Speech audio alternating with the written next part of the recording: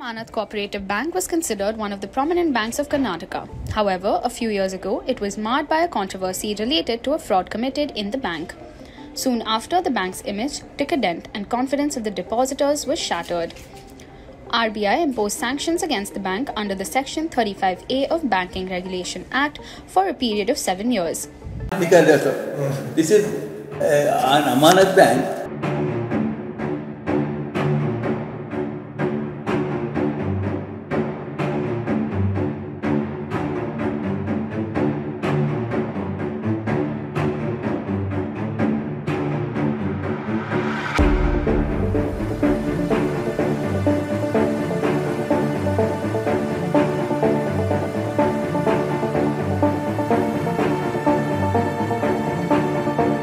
The first report has been submitted on 5/11/2006. The enquiry officer has signed on each and every page of the report. Similarly, second enquiry report has been submitted on 36/9. It is up that he has affixed his signature on the last page. देखिए, अमानत bank के election हर 5 साल को होते हैं और अभी मुझे पता है कि हाल ही 18 तारीख को और 5 साल के लिए अमानत बैंक के इलेक्शन होने वाले हैं। मैं शेयर होल्डर साहिबान से इतनी ही अपील करता हूँ कि एक अच्छे बोर्ड का मुंतखब करें जो बैंक को एक मुस्तकम बनाएंगे और बैंक को तरक्की पे ले जाएंगे और उनमें वो सलाहियतें रहना चाहिए। आप बोर्ड ऑफ डायरेक्टर्स की सलाहियतों को देखे बगैर किसी के कहने के जज्बात में आकर गलत अफवाहों के ऊपर अगर आप एक इलेक्शन में हिस्सा लेंगे तो आप नुकसान आपका ही होगा। गुज़िश्ता 5 साल पहले जब हम तमाम मिल के जनाब कबीर साहब की क़यादत में एक बोर्ड आपने चुना था, मुझे फ़ख्र है कि वो बोर्ड अच्छी तरह से कबीर साहब की क़यादत में काम किया और कबीर साहब खुद एक चार्टर्ड अकाउंटेंट थे। उन्होंने बहुत लगन से बहुत कोशिश की। अगर मैं समझता हूँ कि कबीर साहब नहीं होते तो बैंक बहाल करना बड़ी मुश्किल थी। उन्होंने बहुत काम किया। कुछ वजूहात की वजह से वो दोबारा कंटेस्ट नहीं कर रहे हैं, मगर मैं यहाँ एतराफ़ करता हूँ कि कबीर साहब के खिदमात इस बैंक के बहाल करने में रहे और आइंदा भी रहेंगे। उनके खिदमात इस बैंक की तरक्की के लिए वो और आइंदा भी, ये नहीं कि वो बोर्ड ऑफ डायरेक्टर्स को कंटेस्ट नहीं कर रहे हैं, उनका पूरा ताउन रहेगा इस बैंक के लिए। और दूसरे डायरेक्टर्स भी का भी जो पास्ट डायरेक्टर्स हैं जो इसके में काम किए हैं, उनका तमाम ताउन के साथ एक अच्छी टीम को इस बार भी अगर आप सेलेक्ट करेंगे तो बैंक का भला होगा। क्योंकि आप आज सवाल आपके सामने ये है कि बैंक बंद हो गई थी। बैंक बंद होने के वजूहात आपको मालूम है। हर बैंक में मैंने जैसा कि कहा है, कहीं ना कहीं भी एक फ्रॉड को बचाना बड़ी मुश्किल होती है। उसके लिए हम ऑडिटर्स रखते हैं, एक्सटर्नल ऑडिटर, इंटरनल ऑडिटर्स रखते हैं और डायरेक्टर्स की काम नहीं कि डे टू डे जाके बैंक में कि कौन लोन लेके आए थे, लोन सैंक्शन करते हैं, एक प्रोसीजर है उस हिसाब से। डायरेक्टर की जिम्मेदारी इसी वक्त होती है कि वो प्रोसीजर वो सही आगे से वो नहीं किए तो उनकी जिम्मेदारी होती है कि अगर कुछ वो नुकसान होता है। तो अमानत बैंक में ऐसा कोई डायरेक्टर्स की इनएफिशिएंसी से या उनकी तरफ से कोई ये लॉस नहीं हुआ। गवर्नमेंट ऑडिटर्स थे, 4 ऑडिटर्स थे, रोज़ाना हर ट्रांजैक्शन को वो चेक करते थे। और वो हमारे नुमाइंदे नहीं थे, उस वक्त के बोर्ड के नुमाइंदे नहीं थे, वो गवर्नमेंट ने वो नुमाइंदों को अपॉइंट करते थे। तो अगर उन्होंने बोर्ड ऑफ डायरेक्टर्स को जो ये गबन हुआ है उसका रिपोर्ट छानबीन के बाद अगर नहीं दिए तो डायरेक्टर्स क्या कर सकते। तो इस तरीके से हमने उसको, जब हम मालूम हुआ ये कोई इन्वेस्टिगेशन एजेंसी आके ये फ्रॉड नहीं ढूंढी, खुद हम लोगों ने ही फ्रॉड को ढूंढा। फ्रॉड को जो पकड़े, जो चोर रहते उनको पकड़े बोर्ड ऑफ डायरेक्टर्स ने, अब उनके ऊपर ही इल्ज़ाम लगाया जा रहा है। तो ये लोग अफवाहों पर बिलीव करते हैं। माली इदारे में बहुत होशियार रहना चाहिए। अब मुझे लग रहा है कि आज गैर जिम्मेदाराना बयानात हो रहे हैं। ये एक माली इदारा है और एक मुसलमानों के लिए माली इदारा बहुत अहम है। ये मिल्लत की, कौम की जिम्मेदारी है कि माली इदारे को बचाएं। अगर ये जो लोग आज कल क्लेम कर रहे हैं, बरसों से कहाँ थे, क्यों इन्होंने क्यों नहीं बैंक नहीं शुरू किया? इनके दिलों में बैंक की ज़रूरत है, क्यों शुरू नहीं किया? जो इसको शेड्यूल बैंक बनने में इनका कोई हाथ था क्या? जो आज तनखीद कर रहे हैं, ये हिंदुस्तान की सबसे बड़ी, सबसे फर्स्ट, कर्नाटक की सबसे शेड्यूल बैंक बनी 300 बैंकों में, और सबसे कम उम्र की बैंक, एक शेड्यूल बैंक स्टेटस। क्या ये कोई ये तनखीद आज कर रहे हैं? उन्होंने ये आके बैंक देंगे, मेहनत हुई, उरूज पे आई और इससे हज़ारों लोगों का फ़ायदा हुआ। ख़र्च की बात करते हैं, ख़र्च तक दिए बगैर बैंक तरक्की नहीं कर सकती, कहाँ से आमदनी आएगी? और डायरेक्टर्स भी शेयर होल्डर्स हैं, उनको भी कानून में क़र्ज़ लेने का हक़ है। जो उस वक्त पे डायरेक्टर थे उन्होंने क़र्ज़ भी लिया, क़र्ज़ भी वापस किया। किसी का ड्यू नहीं है, किसी का ड्यू नहीं है, क़र्ज़ लिया और क़र्ज़ वापस किया। और ये कानून में दे सकते हैं, ले सकते हैं। अब कानून अमेंड हुआ है कि डायरेक्टर्स क़र्ज़ नहीं लेना चाहिए, अब कोई डायरेक्टर नहीं ले सकता क़र्ज़। तो ये याद है। अब जो ये कह रहे हैं कि गबन हो गया है, डायरेक्टर जिम्मेदार हैं, गबन कहीं नहीं हुआ है। यानी कि चंद अमला जो है, जो वहाँ के जनरल मैनेजर, जो मैनेजर, उन्होंने एक साजिश करके गबन किया, वो पकड़े गए। अब कोऑपरेटिव रूल्स में सेक्शन 64 में गवर्नमेंट ने इंक्वायरी करवाई, इंक्वायरी रिपोर्ट आई, उसमें भी ये क्लियर कहा गया कि ये 3 शख्स ही फ्रॉड किए हैं। नाम के साथ लिखे गया है कि ये 3 जो एम्प्लॉइज हैं वही फ्रॉड किए हैं, जिम्मेदार फ्रॉड किए हैं। और वहाँ लिखा है कोई डायरेक्टर इसमें हिस्सेदार नहीं है।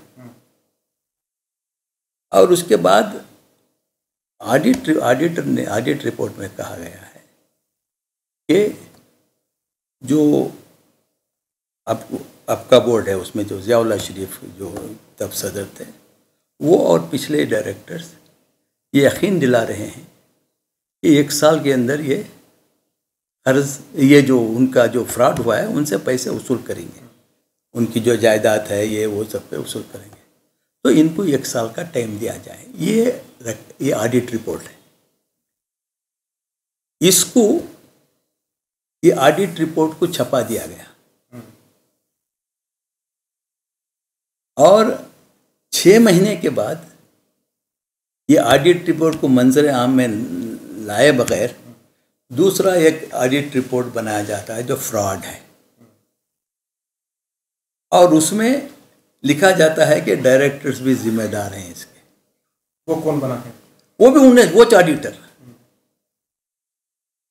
वो ऑडिटर डिपार्टमेंट वाले और जो भी हमारे खिलाफ थे वो मिलके ये रिपोर्ट, सेकेंड रिपोर्ट बनाते हैं। क्या डिफरेंस है सर दोनों? सेकेंड रिपोर्ट में, फर्स्ट रिपोर्ट में ऑडिटर हर सफ़े पे साइन करता है, जो यूजुअली करते हैं। और सेकेंड रिपोर्ट में ऑडिटर सिर्फ आखिरी सफ़े में साइन किया है और कहीं साइन नहीं किया। और ये डेट, ये जो है, ये दोनों रिपोर्ट फर्जी नहीं, दोनों रिपोर्ट आरटीआई में लिए गए हैं। इट इज ऐसा नहीं कि आरटीआई में दोनों रिपोर्ट मौजूद हैं। अब वो डिपार्टमेंट एक्सेप्ट नहीं कर रहे थे, तो डिपार्टमेंट के साथ लगातार करस्पॉन्डेंस के बावजूद, हाई कोर्ट को जाने के बावजूद भी वो छपा दिए थे। तो ज़्यादा प्रेशर आने में डिपार्टमेंट अब एक्सेप्ट कर ली है कि ये 2 रिपोर्ट्स हैं।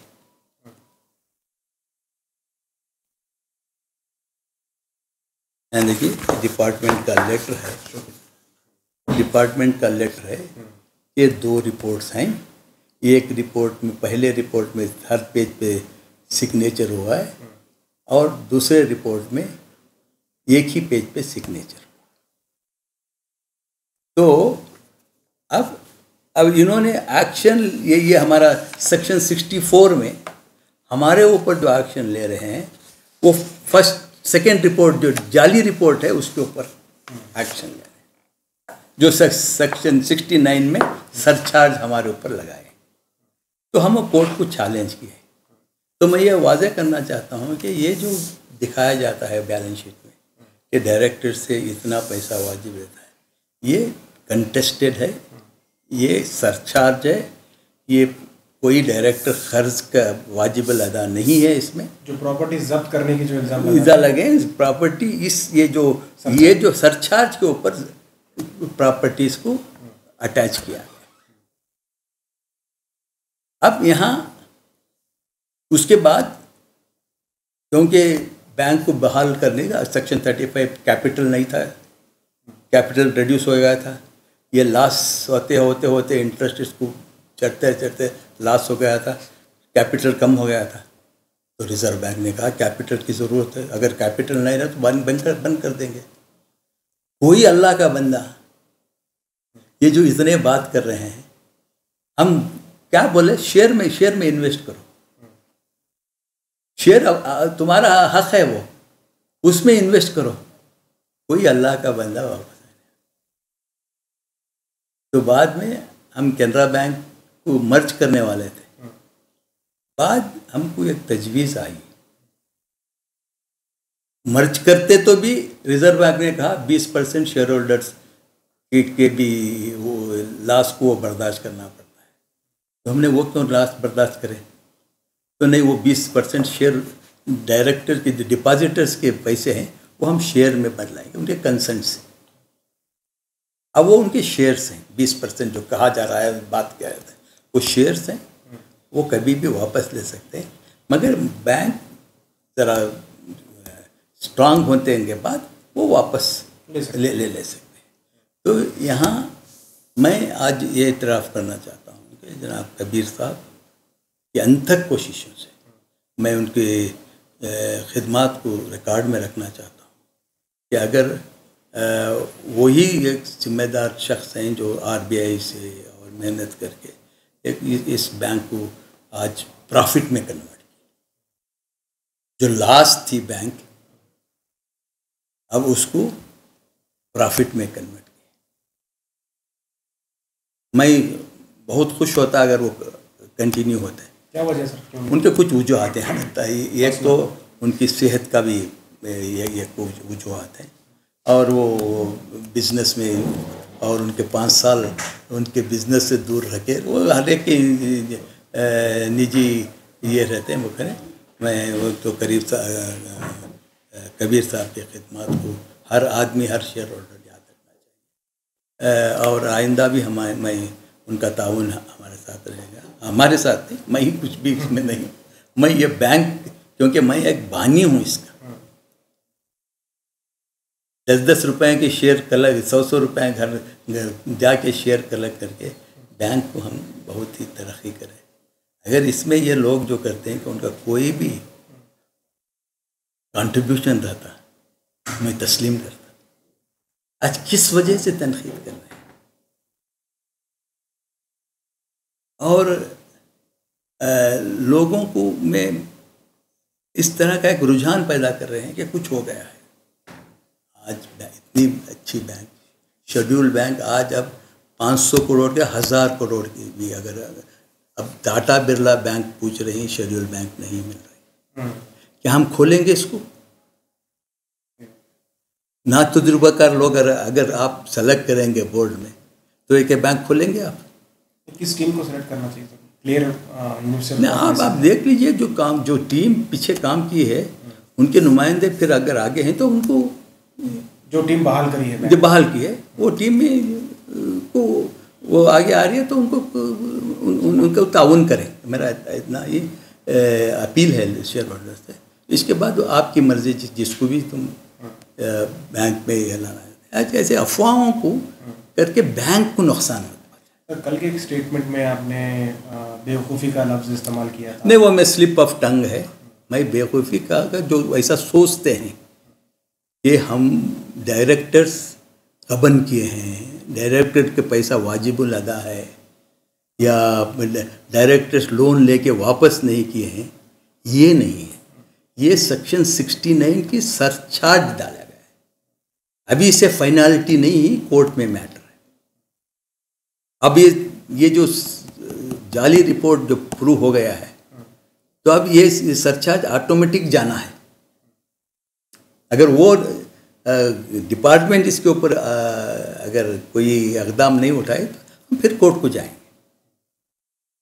कंटेस्ट हुआ है, हमारा कंटेस्ट है, गवर्नमेंट की फेल्यूर है बैंक के फेल्यूर में। गवर्नमेंट के ऑडिटर जो हैं उसको आप इसका हिस्सा ही नहीं बनाए, उसके ऊपर सेक्शन 69 डालना था। ऑडिटर्स के ऊपर अब कहीं भी कहाँ गबन होता है कंपनी इसमें सबसे पहला निशाना ऑडिटर होता है। वो क्या कर रहा था? अब इसमें ऑडिटर का नाम कहीं भी नहीं। हम बार बार कह रहे हैं कि ऑडिटर की गलती है, तो ऑडिटर गवर्नमेंट का था तो गवर्नमेंट मानने तैयार नहीं है। क्यों नहीं मानने तैयार है? वो ऑडिट रिपोर्ट दिया है क्या? जो बैंक में गबन हुआ था वो क्यों नहीं डिटेक्ट किया? उसकी जिम्मेदारी थी। ये सवाल टेक्निकल हैं। एक सवाल ये भी है, कबीर साहब ने, चूँकि आप कबीर साहब की तारीफ भी कर रहे हैं कि उनका काफ़ी बड़ा कंट्रीब्यूशन है, कबीर साहब ने ज़ियाउल्लाह शरीफ और डायरेक्टर्स पे इल्ज़ाम लगाया था कि उनको पैसे वापस देना है। उन्होंने कहा था कि आप पैसा ला के अपनी प्रॉपर्टी छुड़ा लीजिए। नहीं, वो किस सिलसिले में उन्होंने कहा? आज प्रॉपर्टी अटैच है। वो एक जो मैं पहले ही कहा था, जो कबीर साहब और ज़ियाउल्लाह शरीफ साहब ने इसमें ये चैनल वालों की इससे है कि ये सवाल पूछे, वो गलत सवाल पूछे, उसमें कुछ ज़ियाउल्लाह शरीफ ने कुछ कह दिया है कि भाई ये तो किसी का इंटेंशन नहीं था इसमें, ना कबीर साहब का इंटेंशन था ना ज़ियाउल्लाह शरीफ का इंटेंशन था। सब अच्छे दोस्त हैं, इसमें कोई ये नहीं है। उसमें कुछ ना कुछ जब आपस में कुछ इख्तलाफ भी नहीं है, कोई नाराज़गी भी कोई ऐसी नहीं। ऐसे बातों में वो ज़ियाउल्लाह शरीफ साहब ने कुछ कह दिया था, उसका रिएक्शन कबीर साहब किए है, वरना उसमें दोनों में कुछ ये नहीं है। उनका कंट्रीब्यूशन है, इसमें कोई दो राय नहीं। मैं अगर वो अल्लाह ने उनको भेजा है, अगर वो नहीं आते, हमने ट्राई किया, पहले भी कोशिश की तो लगा था हम कितना भी साथ दें, अगर वहाँ जो बैठने वाला काबिलियत का नहीं है तो काम नहीं हो। तो वो कबीर साहब ने किया है। मैं तो फिर अब कबीर साहब नहीं कॉन्टेस्ट करें तो कैसे, मतलब आगे नहीं, कबीर साहब नहीं कॉन्टेस्ट करे तो हमारा जो टीम है, जो लोग मुझे लग रहे हैं, जो प्रीवियस बोर्ड में भी जो तजुर्बाकार थे, जो उन्होंने भी बोर्ड में काम किया है, वैसे लोग भी मुझे लगता है कि ये टीम में एक टीम बनाए हैं। जो पिछली टीम में जो भी डायरेक्टर्स थे उनमें 6-7 लोग मुझे कंटेस्ट कर रहे हैं, उनका तजुर्बा है। कबीर साहब का भी फुल कोऑपरेशन इसके साथ है, और उन्हीं के सबसे मशवरे करके ही ये टीम बनाई गई। तो मेरी अपील शेयर होल्डर्स से है कि ये टीम को साथ दे, ताउन करे, ताकि बैंक और तरक्की करे। बैंक में और ज़्यादा काम करने का बाकी है कि ये बैंक ये नहीं है, जज्बात में ना आइए। जो लोग क्लेम करते हैं, जिनका पहले पूछिए कि कौन क्लेम कर रहा है? काबिलियत क्या है? आप आपका नुमाइंदा चुनते हैं तो किसी भी चुन लेते हैं, स्टेटमेंट्स पे या जज्बाती तकारीर पे या एक के ऊपर दूसरा इल्ज़ामात लगाना, ये कौम का बहुत बड़ी ये है। कौम ऐसे इल्ज़ामों को से कुछ नकारना चाहिए बग़ैर प्रूफ के, बग़ैर मालूमात के। आज किसी को मालूम है कि सेक्शन 69 में सरचार्ज है हमको, ये लोगों को मालूम है जो इल्ज़ामात लगा रहे हैं। और इनका ये बैंक के बहाल करने में इनका क्या कंट्रीब्यूशन है? क्यों नहीं खामोश थे बैंक? क्यों नहीं आप शेयर कैपिटल लाए? मुझे मालूम है कि जो लोग इसमें इल्ज़ामात लगा रहे हैं वो बैंक का एक शेयर भी ले को नहीं। आपको क्या हक पहुंचता है? तो पब्लिसिटी के लिए इस तरह तो खैर वो उनके ऊपर छोड़ते हम मैं इतना ही अपील करता हूँ, क्योंकि मैं एक बानी हूँ इसका। 50 साल, लगभग 50 साल एक झाड़ को जैसा उगाते हैं मैं किया। अफसोस है ये जो हालात हुए गलत। 25 साल इसकी सिल्वर जुबली भी हुई, अपनी खास बिल्डिंग हुई, शेड्यूल्ड बैंक बनी, हज़ारों बट के मैं बोलूँगा हज़ारों लोग इससे फ़ायदा उठाए। छोटे तजुर्बाकार, auto rickshaw driver, vegetable vendor, हर किस्म के लोग इससे फ़ायदा उठाए। इन तमाम का पैसा जो है वो शेयर की शक्ल में अभी मौजूद है। बिल्कुल है, किसी का नुकसान नहीं हुआ, किसी का नुकसान। और इसके बदले जो बैंक बंद हुई थी, जो डिपॉजिटर थे उनको बाकायदा इंटरेस्ट मिल रहा था। बंद होने के बाद भी वो हर साल उनको इंटरेस्ट मिला है, तो इनका एक्चुअल लॉस और कम है। ये 20% जो डिपॉजिट हुई उसका पौना इंटरेस्ट से इनको पैसा आ गया है। यानी ऐसे नहीं कि बैंक बंद होगी, उनका इंटरेस्ट फर्ज कर कोई 1000 रुपये रखा है, एक एग्जांपल दे रहा हूँ, वो 1000 रुपये 4 साल तक या 5 साल तक आप ड्रा कर नहीं सके। वो 1000 रुपये में हर साल को अगर उसका इंटरेस्ट रेट 6% है, हर साल 6% ऐड होके तुम्हारा डिपॉजिट कम दिखाया जाता है। ये नहीं कि आप बैंक ट्रांजैक्शन बंद हो गई, आपके जो डिपॉजिट है उसके ऊपर इंटरेस्ट स्टॉप कर दिया गया। नहीं, वो इंटरेस्ट चालू था, आपको इंटरेस्ट मिलता रहा। जो इस रेट के भी आप डिपॉजिट में रखें आपको इंटरेस्ट मिलता। नुकसान आपको ये कि आपका पैसा ये गलत ये इसके वास्ते ये जो सुपरसीड कराए कौन कौम के लोगों के लिए, इसमें हमारा कुछ भी मजबूर थे हम। इसने कहा था कि हमारी बैंक को सुपरसीड करो, फोर्स करके चल मैं बताया हूँ उसमें, फोर्स करके जाकर इसको सुपरसीड कराए। अब सुपरसीड के बाद वो क्यों नहीं आके संभाले? जो लोग सुपरसीड कराए वो आके संभालना चाहिए था ना। ठीक है भाई, ये लोग गलत हैं, कौम की बात है, तुम आके सुपरसीड करा के खामोश हो गए, ये जिम्मेदारी नहीं हो सकती। सर, अभी इलेक्शंस होने वाले हैं, तो आपका पैगाम क्या है? अभी एज यू मेंशन बोला कि रूमर्स स्प्रेड कर रहे हैं, so what's the message for those people who are trying to create this? जो मैं शेयर होल्डर्स को, जब जनरल बॉडी मीटिंग हो रही है, इलेक्शन हो रहे हैं, तो अच्छी टीम सेलेक्ट कीजिए आने वाले 5 साल के लिए, तो बैंक को तरक्की की तरफ ले जाएंगे।